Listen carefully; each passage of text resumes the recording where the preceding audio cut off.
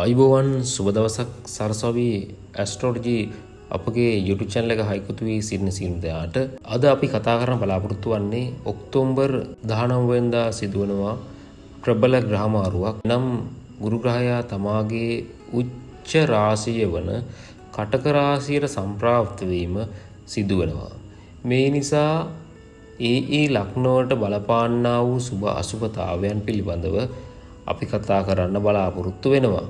මුලින් අපි මේෂ ලග්නය, වෘෂභ ලග්නය, මිථුන ලග්නය, කටක ලග්නය, සිංහ ලග්නයට මෙම ගුරු ග්‍රහයාගේ රාශි මාරුවෙන් ඇතිවන්නා වූ සුබ අසුබතාවයන් පිළිබඳව කතා කරා. අද දිනේදී අපි කතා කරන්න බලාපොරොත්තු වෙන්නේ ගුරු ග්‍රහයාගේ මේ රාශි මාරුවෙන් කන්‍යා ලග්න හිමියන්ට ඇතිවන්නා වූ සුබ අසුබතාවයන් පිළිබඳව. මුලින්ම අපි බලමු මේ ගුරු කියන්නේ කවුද කියලා. මිනිස්යාගේ ජීවිතයේ යහපැවැත්මට, සැපවත් භාවයට, ඒ වගේම වාසනාවන්ත බවට, නිරෝගීකමට, ධනයට, ප්‍රසිද්ධියට, ඒ වගේම දැකීමට ප්‍රිය උපදවන කුළුපඟ ගතිය, අනුකම්පා සහගත භාවයට, යුක්ති සහගත භාවයට, නීතිගරුක බව, කලබල නොවන ඉවසිලිවන්තකම, නිතර මතු දියුණු වෙනු වැඩ කිරීමට, සමාජශීලීත්වයට, ඒ වගේම ආගමික ස්ථාන, ආගමික කටයුතු වගේ දේවල් තමයි මේ ගුරු ග්‍රහයා නියෝජනය කරන්නේ. ගුරු ග්‍රහයා බලවත් වීම පුද්ගලයාගේ ජීවිතයේ යහපැවැත්මට අතිශයින්ම වැදගත් සාධකයක්. මන්ද පුද්ගලයාගේ ලෞකික ජීවිතයේ සාක්ෂාත් කර ගැනීම මෙන්ම ලෝකෝත්තර ජීවිතයේ යහපැවැත්මටද ඉතා ප්‍රබල ලෙස බලපාන ග්‍රහයා තමයි මේ ගුරු ග්‍රහයා. ගුරු ග්‍රහයා බලවත් වීමෙන් සමාජයේ ගෞරවයට, ප්‍රශංසාවට, කීර්තියට පත්වීම, ධනයට, සැපයට, එම පුද්ගලයාගේ ජීවිතයේ යහපැවැත්මට ඉතාම ප්‍රබල ලෙස බලපාන ග්‍රහයා මෙම ගුරු ග්‍රහයා. ඉතින් අපි බලමු මෙම ගුරු ග්‍රහයා ඔක්තෝබර් 19 වෙනි දින තමාගේ උච්ච භවන වන කටක රාශියට ප්‍රවිෂ්ඨ වීමෙන් කන්‍යා ලග්න හිමියන්ට ඇතිවන්නා වූ සුබ අසුබතාවයන් පිළිබඳව.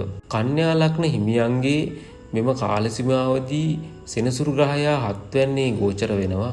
ඒ වගේම රාහු 6 වැන්නේ, කේතු 12 වැන්නේ වගේම මෙතෙක් කාලයක් 10 වැන්නේ ගුරු ග්‍රහයා ගෝචර වීම සිදු වුණා. දැන් ඔක්තෝබර් 19 වෙනිදා තමාගේ උච්ච රාශිය වන කටක රාශිය එනම් කන්‍යා ලග්න හිමියන්ගේ 11 වැන්නට අයස්ථානයට තමයි මේ ගුරු ග්‍රහයා පැමිණෙන්නේ. මෙම ගුරු ග්‍රහයා කන්‍යා ලග්නේ 11 වෙනිදාට පැමිණීම නිසා කන්‍යා ලග්න හිමියන්ට බොහෝම යහපත් කාල සීමාවක් උදා වෙනවා. විශේෂයෙන් කාලයක් තිස්සේ නතර කර තිබුණු යම් යම් කාර්යයන් නැවත පටන් ගැනීමට සිත් යෙදෙන කාල සීමාවක්. ආර්ථික අපහසුතා මැද හෝ යම් යම් ගැටලු නිසා අතහැර දැමූ වැඩ කටයුතු නැවත ආරම්භ කර දියුණුවක්, සාර්ථකත්වයක් උදා කර ගැනීමේ අවස්ථාව කන්‍යා ලග්න හිමියන්ට මෙම කාල සීමාවෙදී ඇති වෙනවා. ඒ වගේම වැඩි දෙනාගේ අනිකුත් අයගේ ගෞරවයට, ප්‍රශංසාවට, කීර්තියට පත්වෙන කාල සීමාවක්, ඔවුන්ගේ ගෞරවයට පාත්‍ර වෙන කාලයක්. කාලයක් තිස්සේ අමනාපයෙන් සිටි නෑදෑයන්, මිත්‍රයන් නැවත තමා වෙත ලං වෙන කාල සීමාවක්, ඔවුන් සමග බොහොම සුගතශීලී වැඩ කටයුතු කිරීමට අවස්ථාව උදැන කාලයක්. ඒ වගේම රැකියා කටයුතු, රැකියාවන් අහිමි වෙලා, රැකියාවල යම් යම් බාධාවල්, ගැටලු නිසා මානසික පීඩාවෙන් සිටි කන්‍යා ලග්න හිමියන්ට බොහෝම සුබ කාලයක් මේ ඉදිරියේදී උදා වෙන්නේ.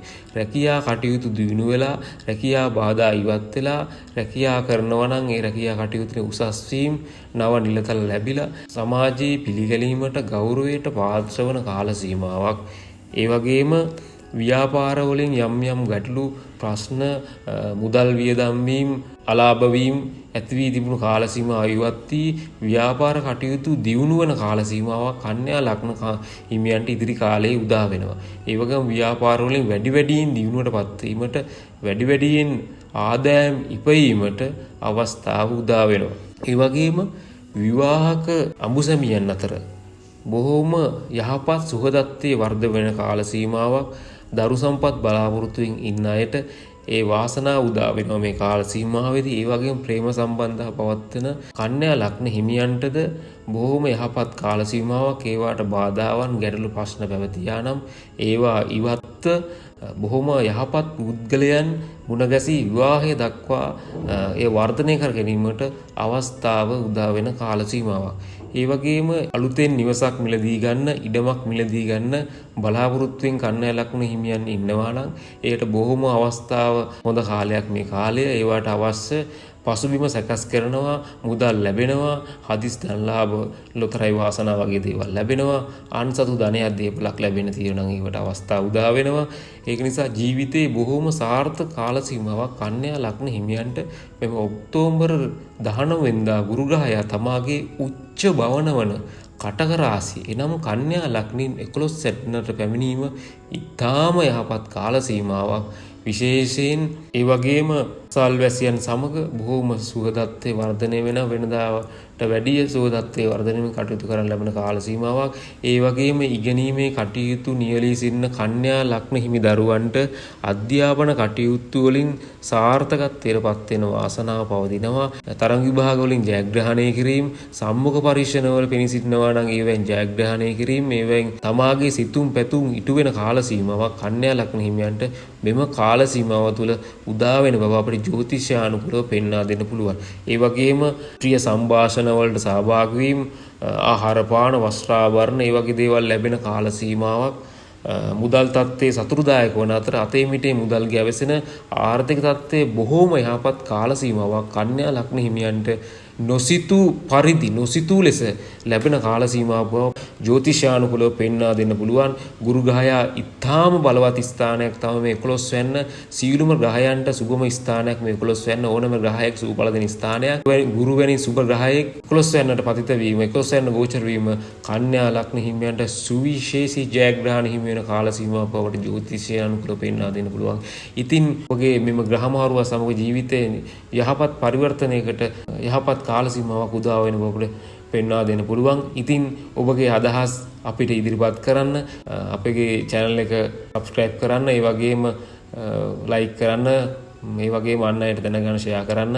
ඉදිරියට ජ්‍යොතිෂ සම්බන්ධ වීඩියෝ ගෙන බලාපොරොත්තු වෙන. ඉදිරි ලග්න පිළිබඳ දැන් මේ ගුරු මාරුව සම්බන්ධ ඉදිරියට අනිකුත් ලග්න වල බලපාන ආකාරය ගැන බලාපොරොත්තු වෙනවා. ඉදිරියට අපි ආරාධනා සිටින ඔබට සුබ දවසක්.